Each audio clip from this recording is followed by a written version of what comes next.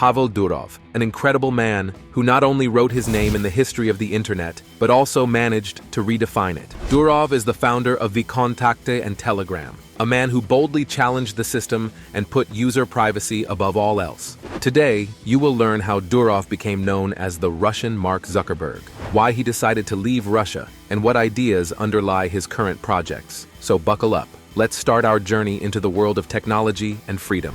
Pavel Durov was born on October 10, 1984 in Leningrad, in a family of teachers. His father, Valery Semyonovich Durov, Doctor of Philological Sciences, headed the Department of Classical Philology at the Faculty of Philology of St. Petersburg State University from 1992 to 2013. His mother, Albina Alexandrovna Durova, also taught at the same faculty. Pavel Durov began his education at school in Turin, where his family lived for several years. After returning to Russia, he continued his studies at the Academic Gymnasium at St. Petersburg State University. There, Pavel studied in a class with advanced study of foreign languages. He was an active and inquisitive child, showing an interest in programming at the age of 11. Durov graduated from the gymnasium with a silver medal, which emphasizes his academic success. Although Pavel Durov had a strong interest in programming, he chose a different direction for himself and enrolled in the Philology Department of St. Petersburg State University, specializing in English philology and translation.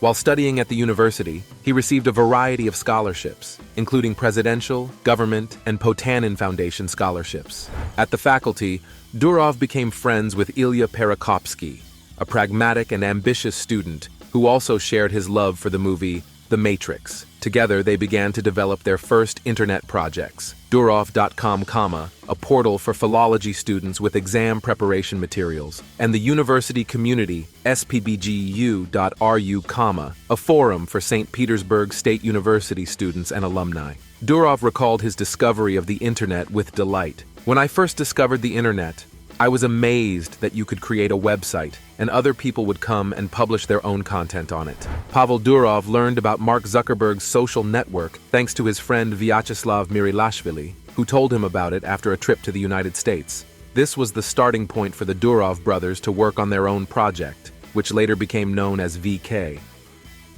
Pavel Durov founded the social network VKontakte, originally named Students.ru, and launched it on his birthday, October 10, 2006.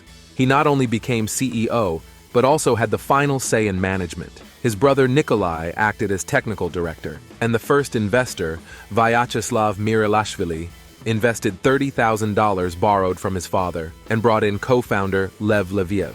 Pavel Durov often faced accusations of copying Facebook, but he claimed that learning the platform helped him improve his own social network, VKontakte, making it more user-friendly and functional. He actively interacted with users and even personally answered their questions, which led to the team joke, "You come home and Durov has rearranged all the furniture," reflecting the rapid changes to the site. In 2011, VKontakte became a gathering center for opposition forces, where activists coordinated their actions and created groups. The authorities demanded that Pavel Durov remove these protest groups, to which he responded in an original way by posting a picture on Twitter of a husky in a hood, showing his tongue. Under this image was a scan of a summons from the prosecutor's office with Durov's comment that he did not have time for the interrogation. In late 2013, according to Durov's allegations, the security services demanded that he provide personal information about the organizers of groups associated with Euromaidan. However, the founder of VKontakte again did not give in to pressure and did not comply with the demands. Pavel Durov's relationship with investors became increasingly strained over time.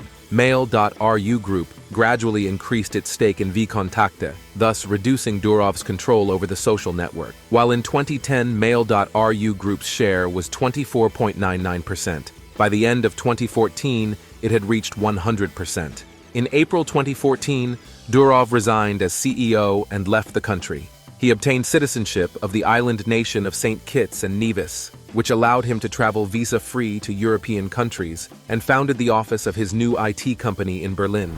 In an interview with Dazed magazine, Pavel Durov revealed that conflicts with authorities made him concerned about security, inspiring him to create an app to protect private messages. Edward Snowden's revelations in 2013 showed that the privacy problem is global, Durov noted. This led to the launch of Telegram, a messenger with a focus on the privacy of correspondence.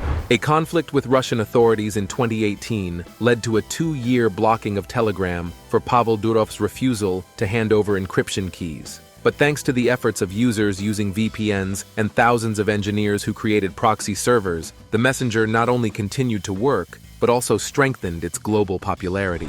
In 2018, when Russia threatened to block Telegram, Pavel Durov created a hand-drawn drawing of Spotty the dog wearing a black hoodie and published it with the caption, "Digital Resistance." It is worth noting that Spotty is considered the unofficial logo of VKontakte, another popular project of Durov.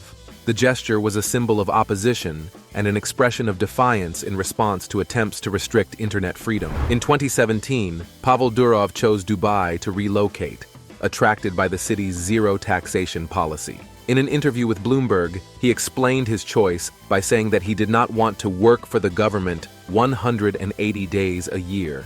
Durov has set up Telegram's office on the 23rd floor of one of the skyscrapers of the Dubai Media City, DMC, Free Economic Zone in the Emirates capital. By 2021, Pavel Durov was recognized as the richest man in the United Arab Emirates by Forbes magazine. His fortune at the time was estimated at $17.2 billion, which is significantly more than the second richest person in the Emirates, Yusuf Ali, founder of Lulu Group International, whose fortune was $12.4 billion less. As of December 2023, Pavel Durov's fortune is estimated to be in the range of $15 to $20 billion. This amount emphasizes his status as one of the most successful entrepreneurs at the global level. Thank you very much for watching. Don't forget to leave a like if you liked the video and write a comment. We really want to know what you think. Subscribe to the channel and activate the bell to not miss our new videos. Your support is incredibly important to us.